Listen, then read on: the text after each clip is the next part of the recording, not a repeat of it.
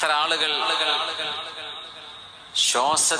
ശ്വാസം ശ്വസിക്കാൻ കഴിയാതെ ഓക്സിജന്റെ സിലിണ്ടർ വീട്ടിൽ കൊണ്ടുപോയി വെച്ച് കിടക്കുന്നുണ്ടെന്നറിയോ നമുക്ക്?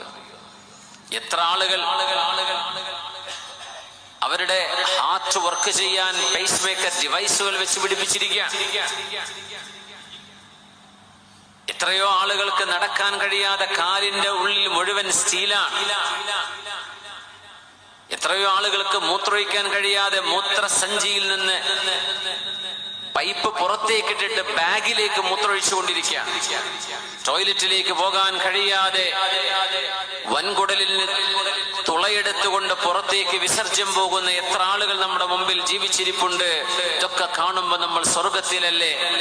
അൽഹംദുലില്ലാഹ്. എത്ര പറയണം അല്ലാഹുവിനോട്? എത്ര ലക്ഷക്കണക്കിനാണ് ആശുപത്രിയിൽ കൊണ്ടുപോയി മനുഷ്യൻ കൊടുക്കുന്നത്? എന്തിന്? മര്യാദക്കൊന്ന് ശ്വാസം വിട്ട്